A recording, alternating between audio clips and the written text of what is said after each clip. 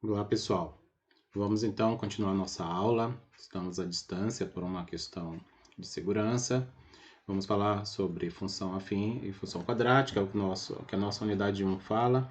Nessa sessão 1.3, vamos falar sobre função quadrática, que é a conhecida função de segundo grau, ok? Bem, função quadrática, ela é uma função útil, de classe de funções muito usadas em cálculo de área, cálculo de erro, estudo de movimento de projéteis lá da física, e estudo de receita de lucro, entre outras variáveis da área financeira, tá certo? Bem, vamos definir aqui o que é uma função quadrática. É uma função polinomial de grau 2, desse tipo que está apresentado aqui. É uma função definida com domínio no conjunto dos reais e contradomínio no conjunto dos reais também.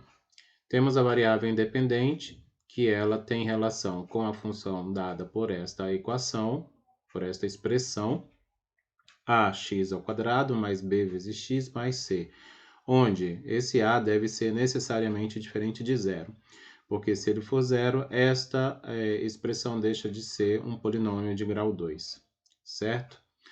O gráfico desse tipo de função é uma curva chamada parábola, muitos de vocês conhecem o gráfico dessa forma. Os elementos a, b e c são denominados coeficientes e o termo ax ao quadrado é o termo dominante dessa expressão. Vamos ver um exemplo. Seja f de x igual a 2x ao quadrado mais 4x mais 5. Pergunta, quais são os coeficientes da função quadrática? É um exemplo bem simples, é apenas para a gente identificar os coeficientes.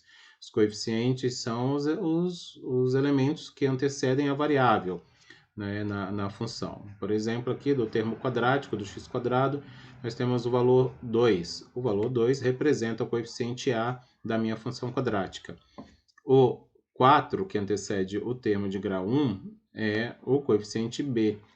E 5 é o coeficiente c, que é o chamado termo independente. Outro exemplo, esboce o gráfico da função f de x igual a x ao quadrado menos 4x mais 5. Para que a gente possa esboçar o gráfico no plano cartesiano, a gente precisa construir pares ordenados como os que estão construídos aqui na tabela. Para isso, a gente vai definir valores para x, quaisquer valores. Lembre que a função quadrática ela é definida no conjunto dos reais, então eu posso pegar qualquer valor real, o domínio dela, qualquer valor real, tá certo? E aqui eu vou trazer a função que vai ser o meu y, né? Eu vou ter que construir pares ordenados de x e y. O y sai aqui da função, quando eu atribuo um valor numérico para x. Na primeira linha, estou atribuindo menos 1 para x, então f de x ficará f de menos 1 igual x ao quadrado. X agora é menos 1 ao quadrado, menos 4 vezes x é menos 1, mais 5. Fazendo essa conta, a gente obtém o valor 10. Portanto, o primeiro par ordenado aqui, obtido dessa função, atribuindo o valor x igual a menos 1, eu vou ter um y igual a 10. Então, está aqui meu primeiro par ordenado e esse ponto vai ser representado, vai ser colocado lá no plano cartesiano para a gente esboçar o gráfico dessa função. Valor zero, f de zero, porque é f de x. Estou atribuindo para x o valor zero. Então, vai ser 0 ao quadrado menos 4 vezes 0 mais 5. Essa conta me resulta 5. Portanto, eu tenho, quando x é igual a 5, o y é igual a 5. Desculpa, quando x é igual a 0, o x é igual a 5. Para x igual a 1, mesma coisa, f de 1. 1 ao quadrado, menos 4 vezes 1 mais 5, que resulta 2. Então, quando x é 1, o meu y será 2. E aí eu faço para x igual a 2, 3, 4 e 5, e vou obter esses valores aqui para y, completando alguns pontos.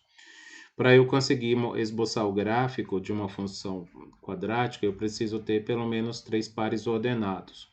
Então, eu tenho mais que 3 aqui, eu já consigo ter um esboço do gráfico dessa função. Ah, professor, por que você escolheu esses pontos? Mais uma vez, foram escolhidos arbitrariamente, aleatoriamente, tá certo? Por quê? Ah, pode qualquer valor? Pode.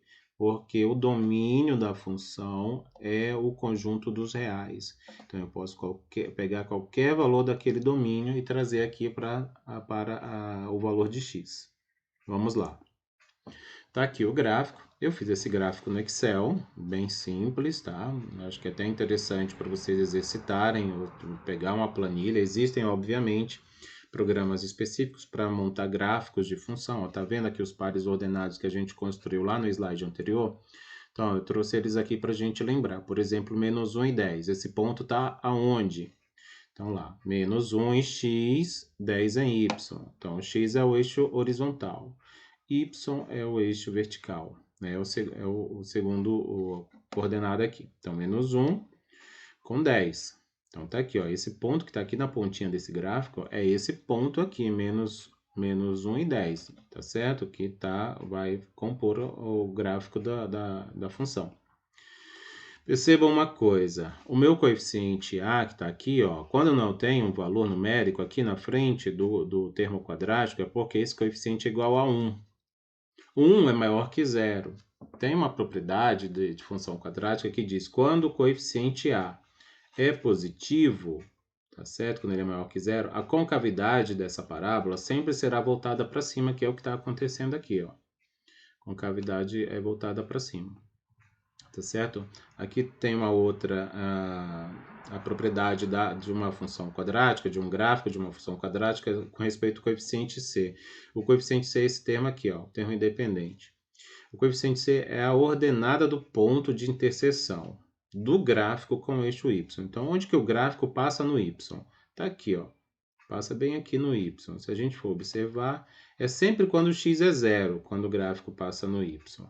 Tá bom? E aí passa aqui no ponto, na coordenada 5 em y. Então, 0,5, ó, tá aqui, ó, vai me dar o valor do termo independente. Tá certo? Continuando. Peguei, o ponto 0,5 já mostrei. O ponto 1, 2. x1, y2. x1, y2 está aqui, ó. Y é 2 e o x é 1. Uniu. Está aqui o ponto aqui que faz parte do gráfico da função, ou seja, ele é parte da imagem da função, tá certo? Então, ele está aqui. O 2 e 1, x, 2, y1, x, 2, y1. É aqui, é porque não foi colocado, mas é exatamente aqui, ó. Esse ponto que está aqui, que é o que chama de vértice, inclusive, tá? Chama isso de vértice da função, 2 e 1. E aqui, essa reta, semirreta vertical que passa pelo vértice, é o que chama também de eixo de simetria do gráfico. Porque tudo que está do gráfico que está à direita do eixo de simetria é igual ao que está à esquerda desse eixo de simetria. A parábola ela é um gráfico que tem essa propriedade, tá certo? E aí os demais pontos. X igual a 3, y igual a 2. 3 e 2, tá aqui. E 5 e 10. 5 em x, y em 10. Pronto. A gente uniu esses pontos e a gente tem o esboço do gráfico dessa função pedida, dessa função dada. Outro exemplo. Considere f de x igual a x² menos 4x mais 3. Teremos o coeficiente a aqui, ó. Cadê o coeficiente a? Ele não está no termo quadrático, então não existe. Não, não é verdade isso. Ele existe. Quando ele não é apresentado, é porque ele é igual a 1. Se ele é igual a 1, ele é maior que 0. Se ele é maior que 0, certamente o gráfico, a parábola associada a essa função, ela terá a concavidade voltada para cima. B, cadê o coeficiente B? O que antecede o termo de grau 1. Então, é menos 4. Cuidado, o sinal é negativo, então ele também compõe o coeficiente. E o termo sem a variável, que é o termo independente, ele é igual a 3, né? Que é o que está sendo explicado aqui. Pergunta: quais os pontos de interseção do gráfico com o eixo X? Então, é isso que a gente quer descobrir. Como é que a gente vai descobrir isso? A gente vai resolver por Bhaskara.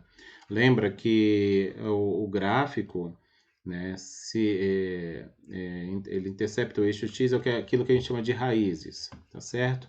Então, a fórmula de Bhaskara resolve muito bem isso aí. Acha esses pontos em X que interceptam, que o gráfico intercepta o eixo X.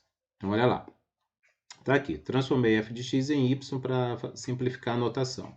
Y é x² menos 4x mais 3. Tá? Vamos resolver por Bhaskara. E aí, lembra de Bhaskara? Não lembra, mas está aqui a fórmula. Ou lembra, é só reforçar, então é isso aí. Delta é igual a b quadrado menos 4 vezes a vezes c. Ah, quem é b, quem é a, quem é c? Está aqui, ó. A, b e c. b ao quadrado menos 4 ao quadrado, menos da fórmula, 4 da fórmula, vezes a. O a é 1, então é vezes 1.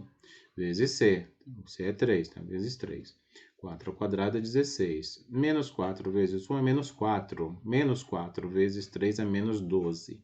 16 menos 12 desculpa, é 4. Então, meu delta é igual a 4. Então, isso aqui já é uma primeira parte da resolução. O delta é o que a gente chama de discriminante da equação.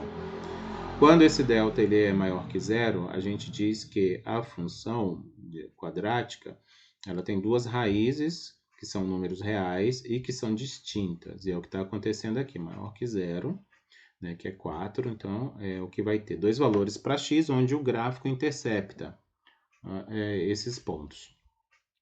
Quando é igual a zero, se aqui fosse zero, ia acontecer o seguinte, essa função só teria uma única raiz real. Se o delta fosse menor que zero, não teria raízes reais, né? Estariam raízes nos números complexos. Bem, continuando. E aí a gente vai encontrar esses valores para x. O primeiro x, que eu estou chamando de x1, né, qualquer um deles, x1 ou x2, é dado por essa formulinha aqui, menos b mais ou menos raiz de delta dividido por 2 vezes o a.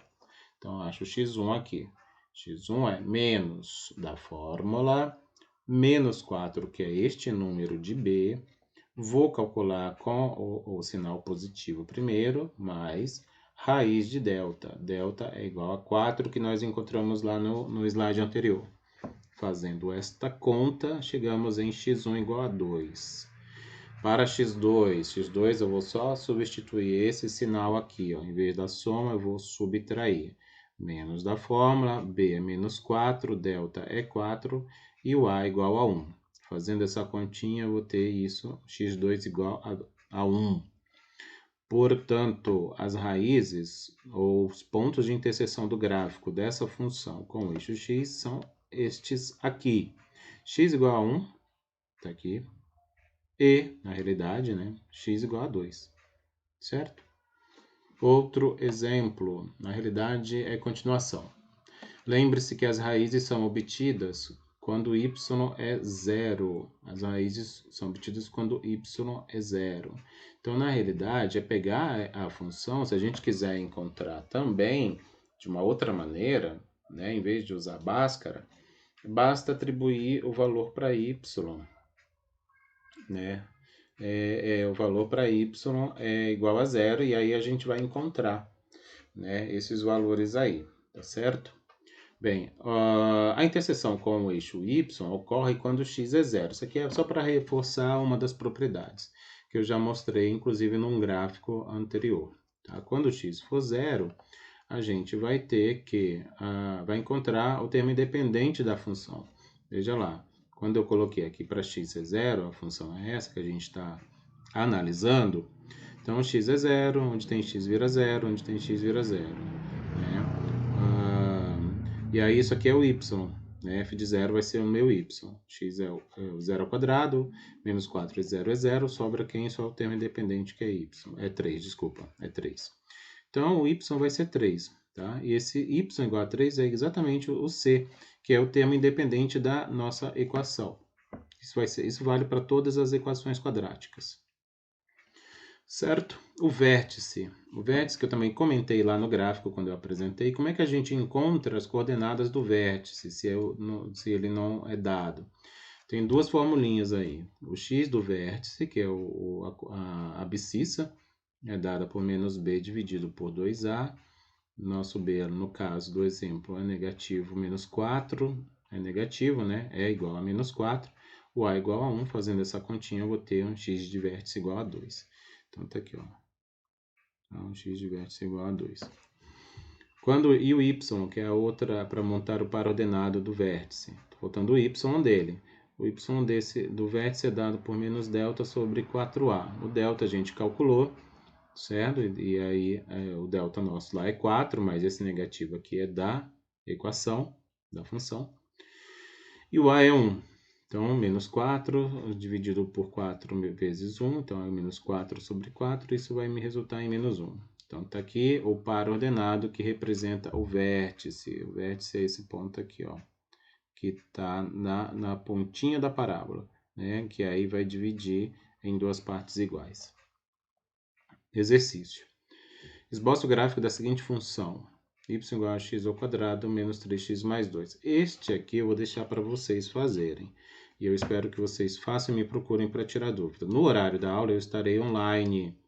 Eu estarei online para tirar dúvidas, ok?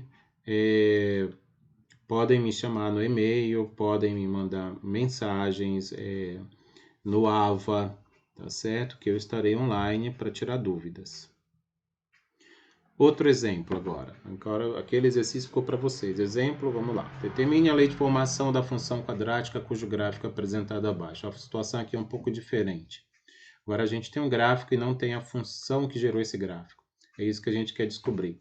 Tá certo? Então, tá lá uma parábola. Se é uma parábola, obviamente eu sei que isso será, a lei de formação será uma função quadrática. A gente sempre tem que ter isso em mente.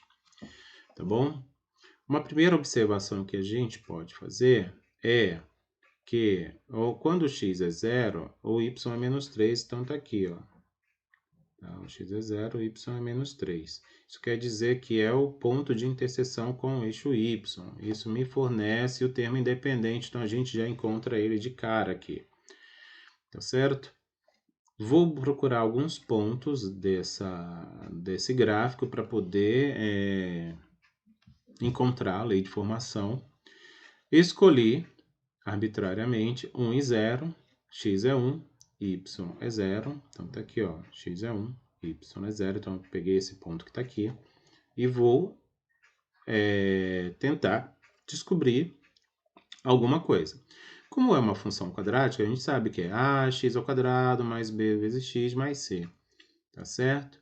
Mas aqui a gente já sabe quanto que é o c, já coloquei ele aqui. O x aqui, nesse caso, vai ser 1. Então, vai ser f de x, vai ser f de 1. Certo? E aqui está me dizendo que o y é 0 quando o x é 1. Então, f de 1 vai ser 0. Trazendo isso para cá. 0 vai ser, então, a vezes x. X é 1 ao quadrado. 1 ao quadrado. Mais b vezes x. Então, é b vezes 1. A vezes 1, a ao quadrado é 1, né? Mais b vezes 1 é b. E isso, aí esse 3 está negativo aqui, a gente jogou para o outro lado e ele ficou, então, positivo. Então, usando esse ponto, a gente consegue extrair da função quadrática essa informação aqui, a mais b igual a 3. Vou pegar um outro ponto. Ah, mas quais são os melhores pontos para pegar? Você tem que ficar atento para aqueles pontos que são mais simples de trabalhar. Não adianta pegar um ponto que vai piorar a resolução. Tem que pegar pontos que facilitem a resolução. Ah, mas eu não sei. Então, é tentando. É ir tentando, pegar um ponto, tentou, não deu em nada. Pega outro. É ir tentando e tentando, uma hora vai ter que funcionar se você estiver fazendo tudo correto para a resolução. Ó, peguei menos 1, x menos 1, y menos 2. Então, tá aqui, ó, menos 1 em x e menos 2. Então, é esse ponto aqui, ó. Esse ponto que está bem aqui no gráfico. Trouxe para cá. X é menos 1, y é menos 2. Então, f de menos 1 é igual a menos 2. Seguindo, então, menos 2 vai ser a vezes x ao quadrado. Então, a vezes 1 ao quadrado, menos 1 ao quadrado, mais b vezes x, né? Mais b vezes menos 1. Menos 3, que é o c que a gente identificou aqui. Resolvendo isso, tá? Não vou falar em detalhes, mas a gente chega nisso aqui, ó. A menos b é igual a 1. Então, a gente tem duas equações, ó, conseguiu montar duas equações. A primeira é essa a mais b igual a 3, e a outra a menos b igual a 1. A gente tem duas equações, tem duas incógnitas, então a gente pode montar um sistema de equações bem simplesinho, bem simples, para resolver esse sistema, para achar os valores de A e de B que a gente não conhece. A gente já conhece o C, certo? Então, tá aqui, ó. Peguei a primeira equação, A mais B igual a 3, tá aqui, A mais B igual a 3. E a segunda, A menos B igual a 1, A menos B igual a 1, certo? Vamos resolver esse sistema. Olha só, está aqui ele de novo. Vamos resolver pelo método da adição das equações. Existem os três métodos possíveis, né? O da adição das equações, o da substituição e o da Tem mais um que eu não me recordo agora, mas enfim, tem isso aí, tá? É substituição, tem da adição e tem da igualdade, se eu não me engano, não lembro ao certo. Bem, veja só, por que eu decidi fazer pela adição, tá? Por que eu resolvi fazer pela adição? Porque se eu somar as duas equações, eu vou conseguir eliminar já de cara um dos termos, tá? Um dos termos, olha só. A mais B igual a 3, A menos B igual a 1. Eu tenho um B positivo aqui, um B negativo aqui. Se eu somar, lembre-se que a gente só pode somar termos semelhantes. A eu só posso somar com A, B eu só posso somar com B. Número com número.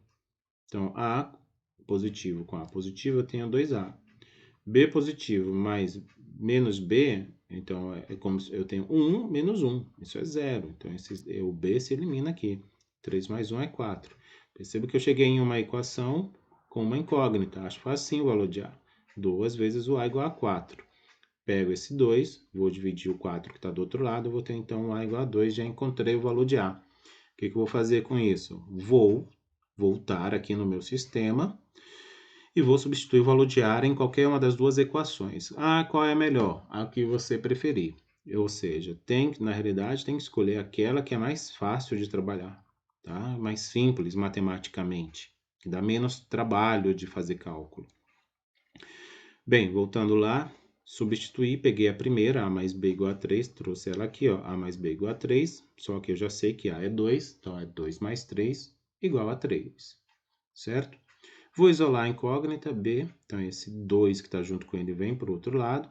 B, então, será 3 menos 2. O 2 era positivo, no outro lado fica negativo. Então, 3 menos 2. Então, B vai ser 1. Portanto, a nossa lei de formação será essa. 2x ao quadrado, né? Está aqui o A, 2x ao quadrado, mais 1x, que é o B, que é 1, menos 3, que é o C, que a gente descobriu lá, logo no início do exercício. Certo? E é isso aí. Vou fazer um outro bloco e logo vou postar. Até!